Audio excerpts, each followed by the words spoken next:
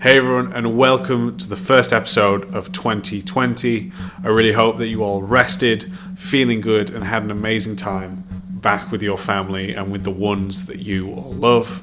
And now you're joining me to this sweet, smooth jazz. And what better way to kick it off than the recommended reading list?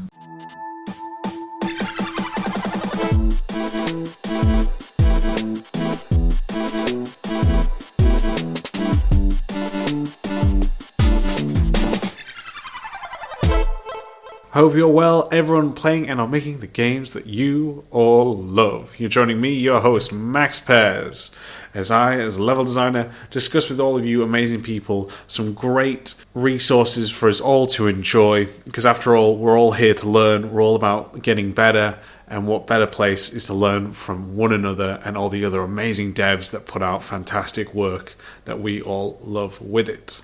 For those of you who are new to the series, this is the start of every month where I do a recommendation of things that I have read, listened to, and some way consumed knowledge from to recommend and talk to all of you amazing people.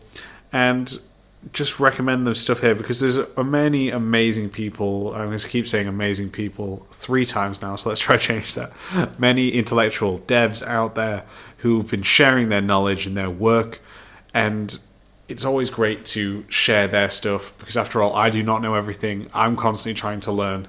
So yeah, great place. And if you do want to share your stuff with me, you can do so. And please just leave like a comment below, or you can get in contact with me and I'll tell you where at the end of the show.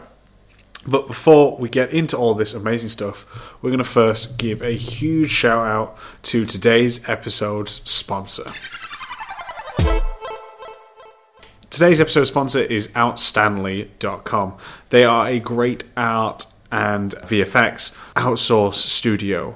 For some of you may know that I've given them a shout out before. They do a great job. I personally enjoy working with them with great prices as well. And not only that, but if you go use the link down below and when you contact them, mention Level Design Lobby or my name, Max Pears, you'll not only get an additional either discount or some free art bundled into your package as well, but just a great team that does amazing work. If you are watching the YouTube version of this, you can see the video of all the different kind of art styles that they have in there because they do what's best for your game. They're not just a one shoe fits all. They do and get to know you, your project, discuss that with you to find out what is the best solution for your game and the best art style to help take your game to that, polished stage, that next level. Pardon the pun there. But yes, do check out them. Like I said, there is a link in the description down below. I really do enjoy working with them. They have helped people that I know as well. So again, I recommend them because I trust in their quality. So if you are looking for an art or an art team, shall I say, for your game, look no further than outstanley.com. Okay, my voice broke right there and then, so coming up to 30 and still not got that sorted. Bad jokes because they have not got any better, people. I do apologise. Out the way, we're going to go through this. Now, all of these recommendations will be in link in the description down below for all of you to use and make use of, so please do get there.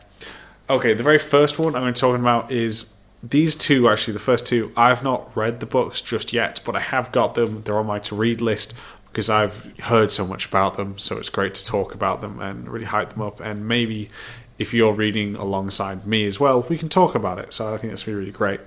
The first one is The Psychology of Zelda. Now, this is a very kind of a book that actually that has really kind of piqued my interest. A different way of saying interesting right there, people. And what's exciting for this one is they're trying to... Well, it's a psychologist who's taken a deeper look into the Legend of Zelda franchise and looking into what is it that we can take away and what lessons we can learn from this franchise. As we know, it's become a phenomenal franchise, a staple of gaming. And the fact that this was conjured up from Miyamoto, and I can't remember the other designer's name, so I do apologise, from their experience of going and exploring the woodlands near where they lived as children. And it's always kind of been a big part of that franchise's exploration. So breaking down these kind of thoughts in a deep dive on how that created the game, but now that it's created the game, how can we take the lessons from that and internalize it, and is there a way that we can use that to help better our lives in a sense? So I've been very, very much looking forward to reading this one. As I said, I haven't played all the Legend of Zelda games, but Breath of the Wild for sure was one of those games that has managed to make it into my all top 10, top 5 list of video games. So I'm really looking forward to seeing someone's perspective on this one, on again how they feel we can learn from the game. And I think that's always fascinating as well, because as developers, a lot of the time we focus a lot on what is it that we can learn from the outer worlds, from our lives, from everything around us, and put into the game, versus understanding how it actually can be translated, because art can be interpreted in many different forms or fashion. And obviously we have an idea of what we're going through, what we're trying to express, but again, with it being out there, you never know how someone will interpret this and how someone will take this and translate it.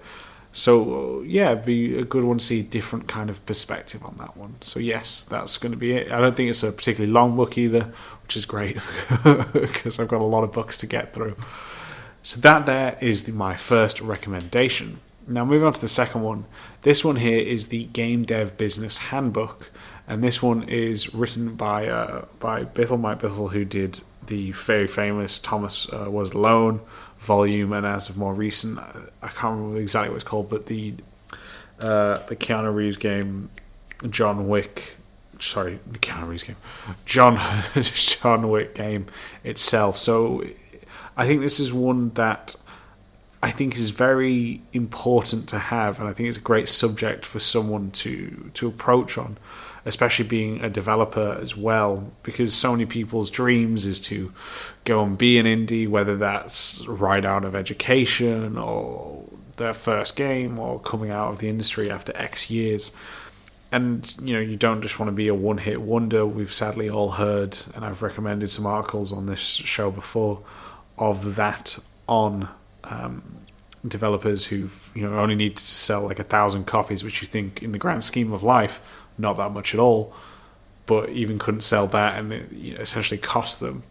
Yet this one's about growing your business. How do you go from that one developer mindset to understanding how does a business and a studio work? How do you turn that one man or woman, that one developer mindset into a business? And I think this is one, as I said, that's needed, because as developers it's one of the more weaker sides, shall we say, that not everyone thinks about, and I completely understand why. So to me, that's one that I believe is necessary for us all moving forward. There is a PDF, actually, I'll try to find it, but it's one called like Surviving the Indiecade Apocalypse, which is basically saying how to help your indie game stand out with different things in that, because obviously the indie market has become very saturated as of late. So again, different ways, as that one's more about your game, while this one's about turning it into a full-fledged business, as after all, making games is a business with it. Okay, now we're moving on to Creative Inc. I have recommended this before, but I've actually just finished it now, and I do want to recommend it again. I think it is a good book. I will not be the biggest advocate of this book for a few reasons, but I still recommend it. And I'm not, I say that it's not to insult or put down the book, just my opinion. I think there are other books out there, but that does not take away from why I think you should read it, because I've put it on this list for a reason. Because I think this one, building on what I just talked about with the Gamedev business book, shows how business is so different, and it has to require a different mindset. Because what I do love about this book, and the one that I think it does so well, is it brings that real human aspect to that of our business, whether it be that of animated movies or game development. Because the fact that we we are humans, and we also all have different tendencies. We're all molded by different ways of life, and that can affect us on how we think, how we interact, and how we work on a project.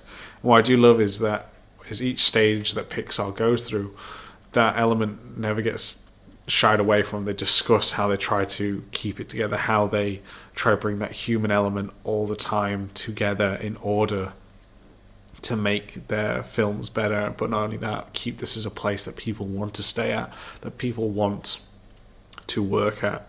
So I do recommend that one. And like I said, the most important thing with this one is that human element, because building on turning anything you do into a business, people are different, people are fickle, and people are unpredictable. And none of those words I was meant in a negative way. I mean it more in the sense that everyone is so different. So having to do that and having to build a safe space where people can work together, and also you can be honest about our work, because I've mentioned it on the show a lot, but we sometimes associate our own self-worth with our work, and that's not how it should be. It is work, not to take away passion from it. But what I mean is you may make a bad level, but that doesn't mean you're a bad person. And it talks about how they can do that and give each other feedback, which we've spoken about many times before on the show, and not have anyone feel freaked out or attacked, so that, again, all of that can be built up moving forward. So yes, I do recommend that one. Love games? Love game design? We do too. So why not help us here at Level Design Lobby spread the word? With Patreon, from as little as $1 per month, you can do just that. And new for 2019, we have more reward tiers and even more awesome perks on offer, such as access to our community Discord, level design weekends, exclusive talks by professional designers, one-on-one sessions, and much more. Sound interesting? Then head on over to patreon.com/level design lobby for more information and to pledge your support today. As always, we'd like to say a massive thank you to all the game gurus who've backed us so far. It's thanks to your generous support that we can continue to grow, pursue new opportunities, and bring you new, awesome, and exciting content. So thank you. And now back to our regularly scheduled program. Now we're going to go on to the fourth one, which is actually a podcast. It's one of the new podcasts that came out. It's the GDC podcasts, and the more podcasts, the better. The more people we can learn from.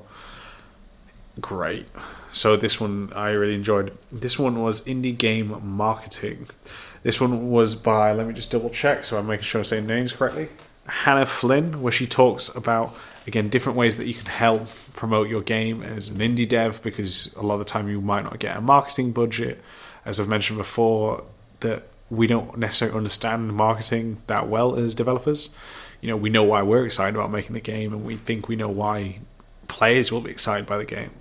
But as I mentioned, we don't always understand the world around it to help build a following, to help build the game's presence while going through development. So that one to me is one that's great. It's more podcasts, the better. Honestly, that's the best way for us all. So yeah, check that one out. I've started to see a theme here. Didn't even realise that I've done that. But there we go. And the final one is, as always, a shameless plug. Well, I was very fortunate to be part of the podcast, to be a guest on the podcast Psychology of Video Games, which was truly amazing for me personally, because I've been listening to this podcast for, I want to say, 2 years now, and to be on there was kind of surreal, because I'm so used to listening to the host's voice, Jamie's, and sometimes when he's speaking to me, I kind of was like, oh, sorry, that's me, because I'm so used to hearing him, even despite doing a podcast myself. Yeah, it was really just good to talk about the psychology used in level design. We've spoken to it about a few of them on the show and different episodes. Not only that, if you've seen me streaming while making some levels, you'll hear me talk about it. But it's a good episode. I think I did a good job. You never know. I'm going to give it another listen and break my performance down as an actor. But no, go through. And I think it is a great one just to show you that we do have different ways that we're trying to communicate to the player's brain subconsciously. So there'll be different techniques out there. So it's a good one for me to be on there. And I like to be on the show because the show has some incredibly smart people on there. You know, all these psychologists, doctorates. I do not have a doctorate at all. But for all of them, and they do phenomenal breakdowns of the impacts that games have. So to be able to actually take that and actually apply it to the game itself, not the impact of the game, I think it was a really nice experience for me. And doing this show is obviously truly a great experience, but being able to appear on other people's shows to share more is always something I appreciate. So if you have come over from the psychology of video games, welcome, my friends. And I hope that you do like what you hear here, and that my smooth jazz has not hurt your sensitive ears. Yeah, I'm still going to get told off by all of you to stop saying smooth jazz. But alright, everyone, this is where we're going to wrap this one up. If you do want to reach out to me with recommendations that you have liked, then you can actually email into the show, which is leveldesignlobby@gmail.com. Or if you do want to talk to me about the psychology of Zelda, like I said, I'm going to be starting this one this week. If you want to talk about it with me, go through it then on Twitter, which is @MaxPairs, where you can find me. I do bite-sized chunks of level design as well. That's like, I think, 4 times the week. So do check out there if you want to. The best way to interact with me, as well as kind of, like I said, always more level design tips found there. If you do want to support the show, and really, you know, I cannot thank you and appreciate all of you patrons already, then please head over to my patreon.com/level design lobby, where you get great perks as well as joining a phenomenal community and much more. So really, all of that helps to make the show better. And I'm sure if you listen to episode 1 to where we are now, it's come a long way. So yeah, thank you all very much again. Take it easy, and I'll catch you all next time.